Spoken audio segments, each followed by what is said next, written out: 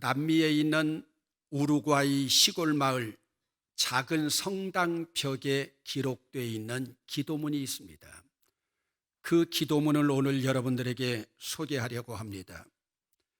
하늘에 계신이라고 말하지 말아라. 세상 일에 빠져 있으면서 우리 아버지라고 고백하지 말아라. 아들과 딸로서 살지도 않으면서 아버지의 이름을 거룩하게 하심이라고 말하지 말아라. 자기 이름을 거룩하게 빛내기 위해서 안간 힘을 쓰면서 아버지의 나라가 오게 하심이라고 말하지 말아라.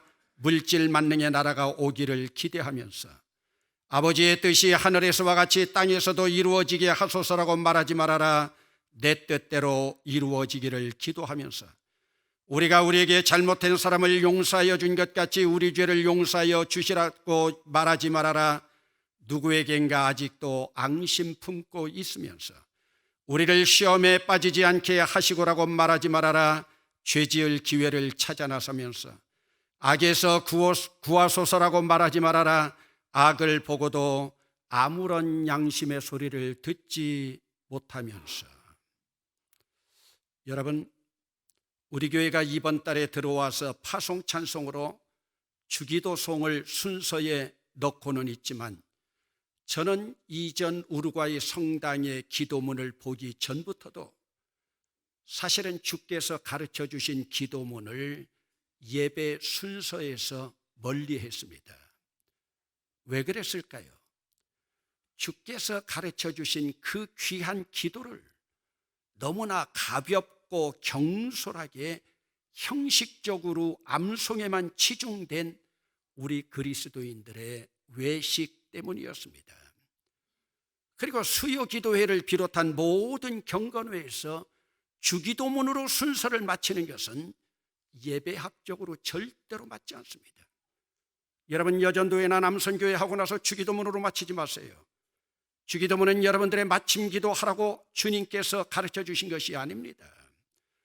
우리 교단은 새롭게 번역된 새번역 주기도문을 활용하고 있지만 꼭 그 용어까지 함께 획일적으로 암송해서 기도할 필요는 없습니다. 그러기에 우리도 주기도송을 부르면서 그 기도문대로 살아가지 못한 데 대한 참회와 송구스러움, 그리고 또 한편으로는 그대로 살아가겠다고 하는 결단이 함께 내 가슴에서 울려 퍼져나야 합니다. 이런 면에서 볼 때 우루과이 작은 성당의 기도문은 가증스럽게 살아가고 있는 현대 기독교인들에 대한 고발이 아니겠습니까?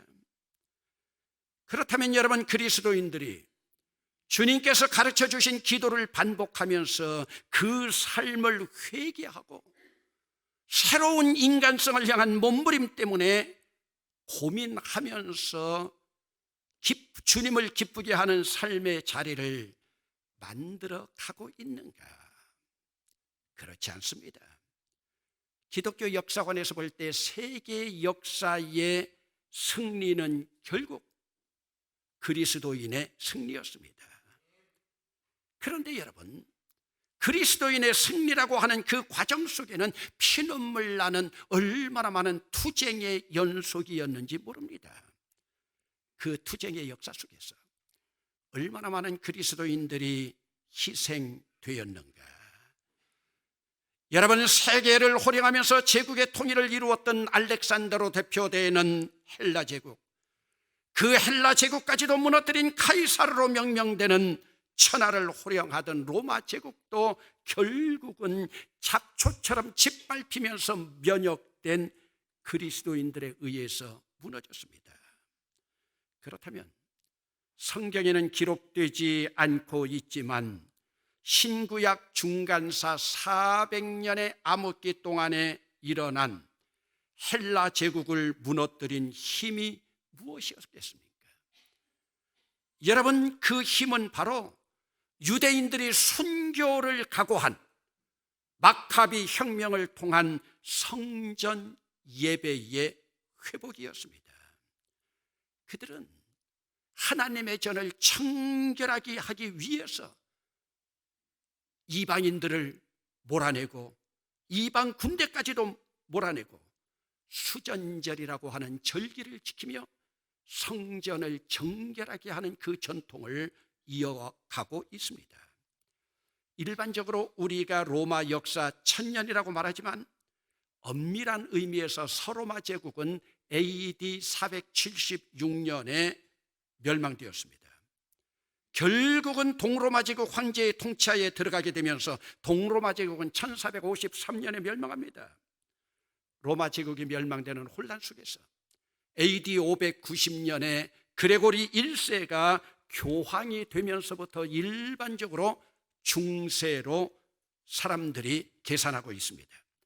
그러나 기독교를 가장 박해했던 미치광이 네로 황제를 비롯한 많은 황제들이 있었지만은 AD 313년에는 그들이 그렇게도 박해했던 기독교가 당당하게 로마 제국의 국교로 용인이 됩니다. 또 한 번 기독교의 승리였습니다.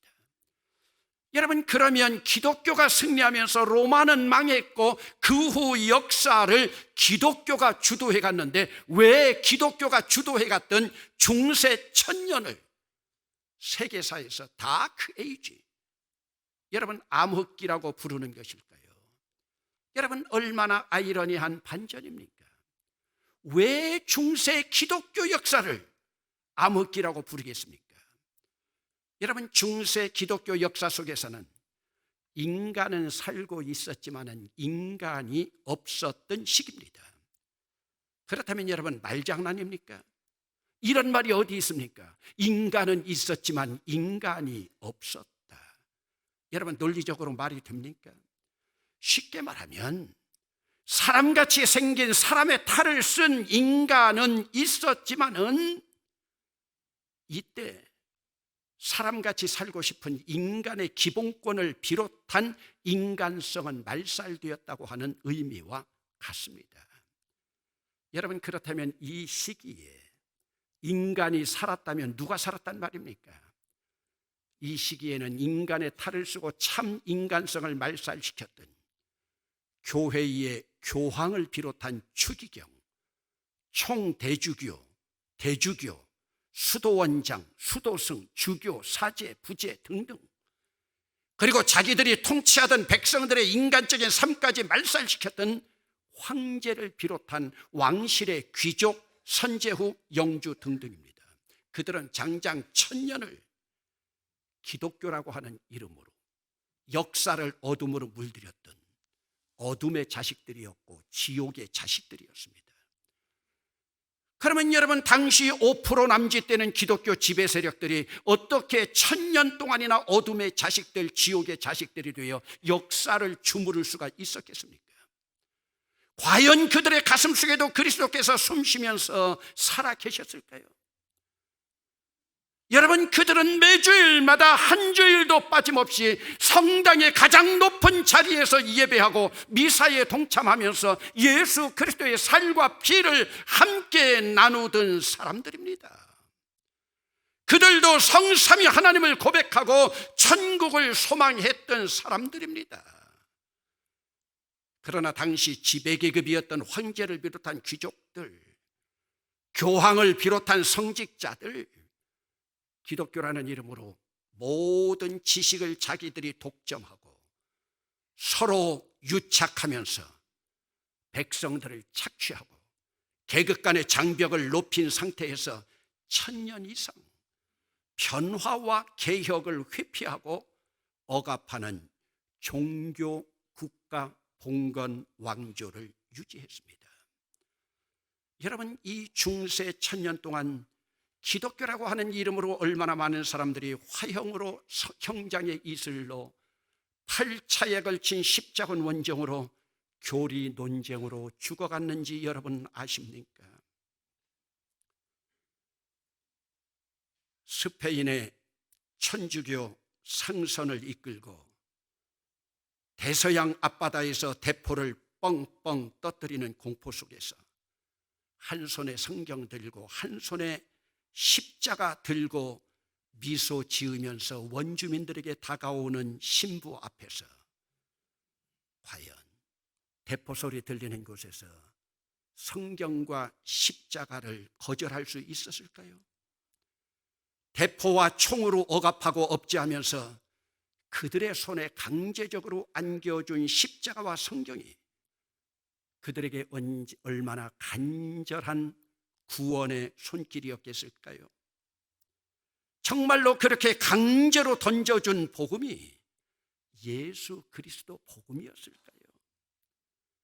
그리고 그들을 착취한 대가의 다이아몬드나 귀금속이 교황청 창고에 쌓일 때 하나님은 과연 창고 곳간이 채워졌다고 기뻐하셨을까요?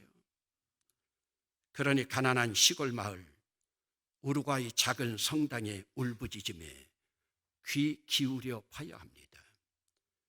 세상 일에 빠져 살면서 하늘에 계신이라고 말하지 말고, 나 혼자만을 생각하면서 우리라고 말하지 말고, 아들과 딸로서 살지 않으면서 아버지라고 부르지 말고, 자기 이름만을 거룩하게 빛내면서 아버지의 이름을 거룩하게 하심이라고 하지 말고, 물질 만능의 세상이 오기를 원하면서 아버지 나라가 오기를 원한다고 말하지 말고, 세상이 내 뜻대로 되기만을 기도하면서 아버지의 뜻이 하늘에서 이루어진 것처럼 땅에서도 이루어지이다라고 하지 말라는 작은 성당의 이 주기도문, 종교개혁주의를 맞이하는 오늘 우리에게도 시사하는 바가 얼마나 큰지 모릅니다. 그 후로 유럽의 기독교가, 유럽의 교회가 문을 닫고 있고, 문을 닫고 있는 그 현상이 오늘 우리에게까지 다가오지 않습니까? 그러나 여러분, 천년 암흑의 땅에도 한 줄기 햇살은 멈추지 않았습니다.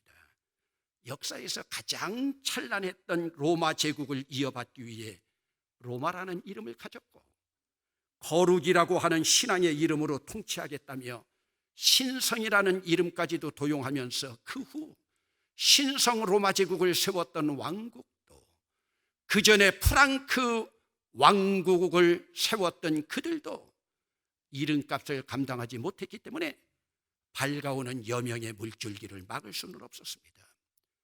14세기부터 불기 시작한 르네상스의 새로운 물줄기, 단테의 신곡에서부터 출발합니다. 단테의 신곡에 나타난 지옥의 첫 번째 문 안에서 허덕이고 있는 소크라테스, 플라톤, 아리스토텔레스를 비롯한 철학자들로부터 지옥의 가장 밑바닥 9번째 문에 유황불에 발버둥 치고 있는 카이사르를 암살했던 브루투스, 예수를 죽였던 가룟 유다를 비롯하여 악마로 묘사하고는 있지만 당대의 지옥으로 떨어진 지배 계급의 교황과 황제들을 비유적으로 묘사하고 있는 그림, 그 시대에 얼마나 엄청난 충격을 주었는지 모릅니다.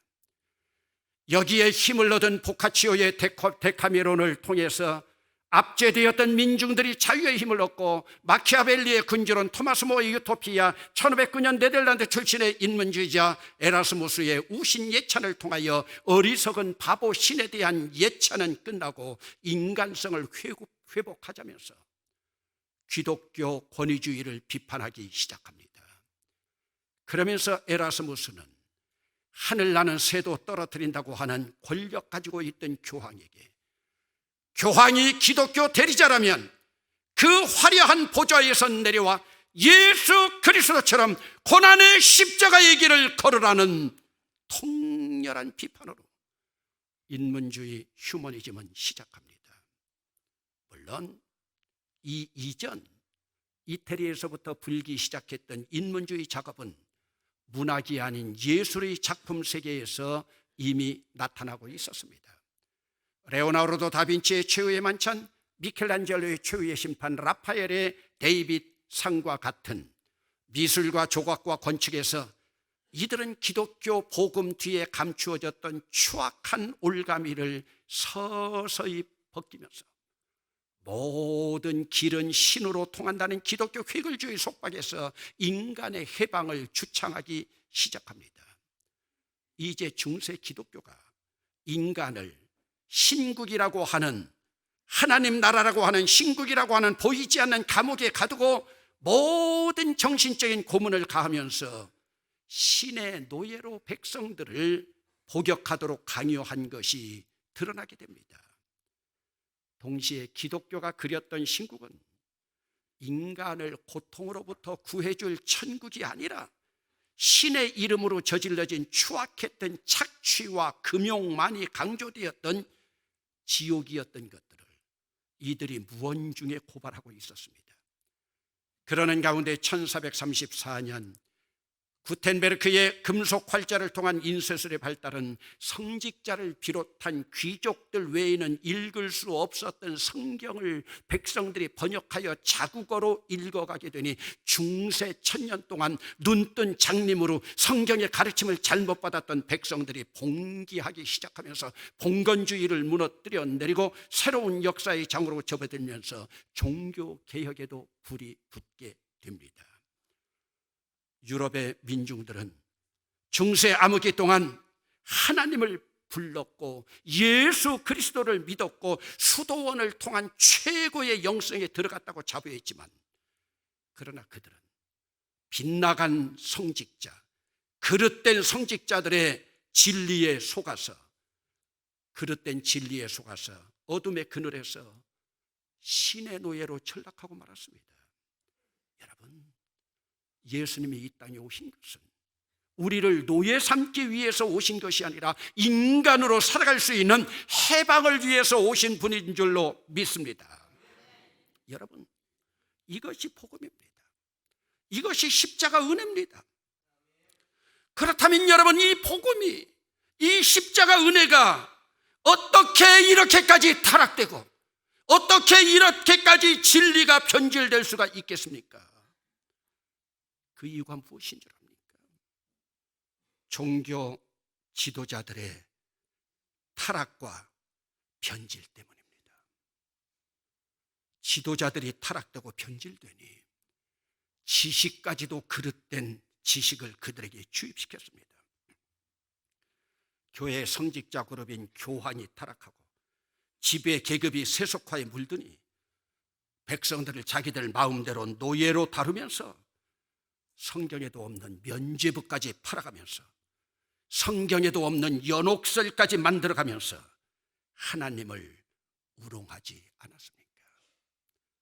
그렇다면 여러분, 당대의 백성들이 우매했다고요? 백성들이 바보였다고요? 아니요. 여러분, 지금도 마찬가지입니다. 한국 교회의 지도자들이 타락하고 세속화되어가는 모습이 종교개혁 시대나 조금도 다름이 없습니다. 125년 역사되는 지금 한국 교회에 개혁이 절실한 시기입니다. 여러분, 지금 우리가 기독교인으로 살아가고 있는 이 시대에 이 나라 정의가 있습니까? 여러분, 한국 교회가 정의롭습니까? 아니, 여러분, 한국 교회까지 갈 것 없습니다. 우리가 속해 있는 우리 교단이 건전합니까? 우리 교단에서 헌법에 입각한 정의가 바르게 집행되고 있습니까? 저는 당당하게 아니라고밖에 대답할 수밖에 없습니다. 오늘 종교개혁 502주년을 맞이하면서 한국교회 역사 125년 가운데 가장 타락하고 세속화된 모습을 여러분들이 지금 직접 목격하고 있습니다. 가장 큰 원인은 중세 암흑의 타락과 같이 성직자들의 타락입니다. 목사들과 지도자들의 세속화입니다. 이럴 때 하나님 말씀으로만 돌아가고자 몸부림치는 애국자 느헤미야의 리더십이 필요한 시대입니다. 여러분, 느헤미야가 성전 봉헌식을 마치고 페르시아 아닥사스다 왕에게 보고하기 위해서 갔습니다. 그리고 말미를 얻어가지고 예루살렘으로 다시 돌아와 보니 예루살렘은 지금 잠깐 동안 느헤미야가 없는 동안 다시 타락의 나락으로 빠져들었습니다. 여러분, 오늘 본문 가운데서 보면 지도자였던 제사장 엘리아십의 타락의 그림이 나타나고 있습니다.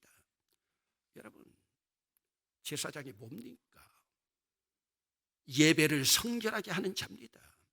엘리야십은 제사장임에도 불구하고 자기 민족의 원수였던 성벽 건립하는 것을 그렇게 방해했던 도비야에게 심지어 11조 곡물을 보관하는 곡간을 수리해서 이방 원수를 하나님의 성전에 거하게 했습니다.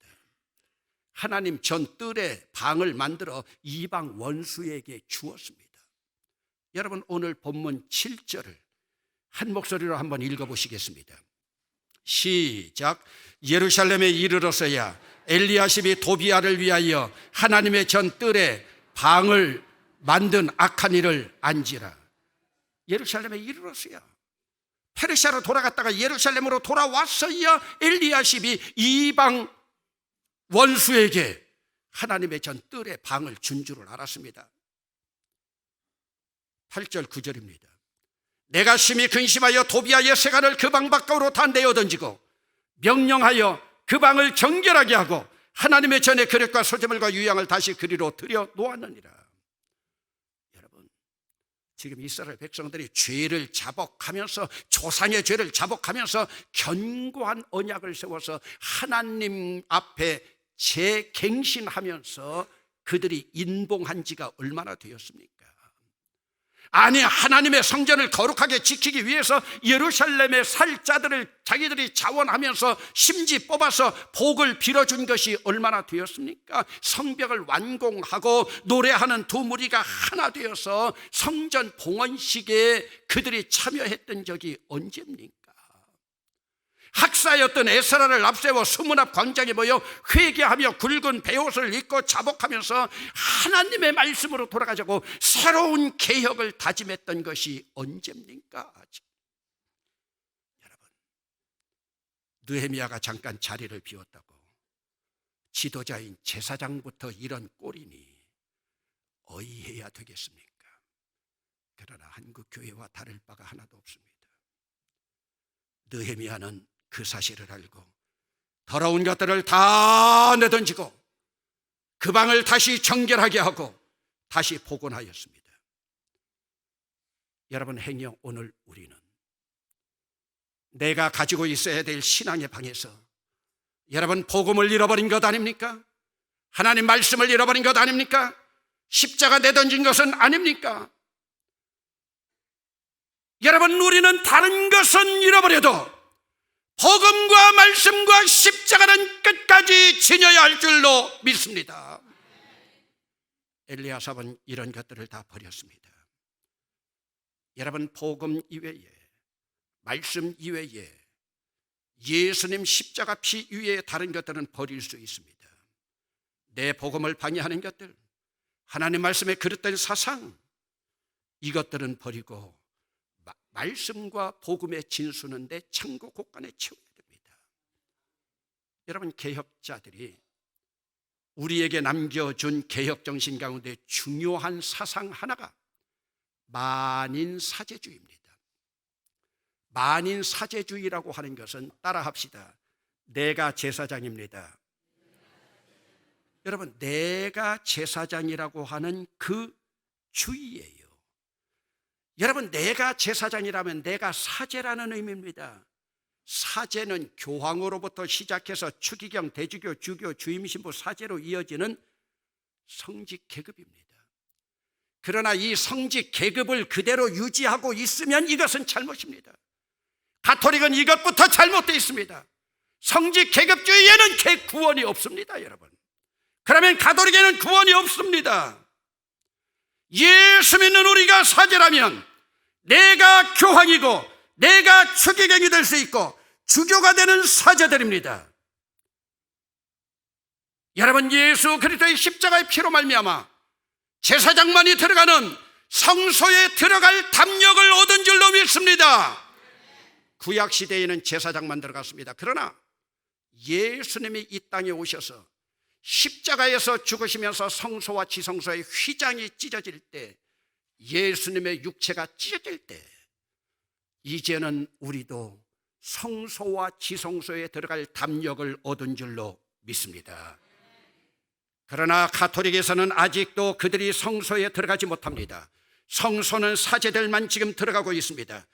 그렇다면 성직 계급에 빠져 있는 천주교는 엄밀한 의미에서 구원이 없습니다. 사제에게 죄를 고백하는 가톨릭의 성례인 고해성사 성경적이 아닙니다. 여러분, 오늘 여러분들이 여러분 죄 지은 것들을 전부 여러분 제사장 되는 목사에게 와서 죄 고하세요. 그러면 여러분 고할 사람 있겠습니까? 물론 있겠죠. 그리고 목사가 예수의 이름으로 용서해 주노라 하면 여러분 편안할 수 있겠죠. 그러나 이것은 구약 시대입니다. 예수님이 오시고서는 따라합시다. 내가 사제이다. 그래서 여러분 베드로는 우리는 왕 같은 제사장이라고 분명히 말하고 있습니다. 여러분 가톨릭의 성례인 고해성사 성경적 아닙니다. 그리고 그것은 성례도 아닙니다. 그러나 가톨릭은 지금도 개혁하지 않고 있습니다. 그들이 진정으로 개혁한다면 지금 교황청에 쌓여있는 중세 백성들을 착취한 세금인 그들의 재산을 전부 세상에 환원하고 교황이 그리스도의 자리에서 내려와야 합니다. 그리고 베드로를 초대 교황으로 임명한 죄까지도 회개해야 됩니다. 여러분, 개혁은 혁명보다도 더 힘들다고 합니다. 지금 우리가 제사장입니다. 누가 엘리야 집 제사장에게 손가락질할 수 있을까요? 내가 바로 제사장인데요. 지금 우리는 예배를 성결하게 하고 성전을 성결하게 하고 있는 제사장 직무를 잘 감당해 나가고 있는가?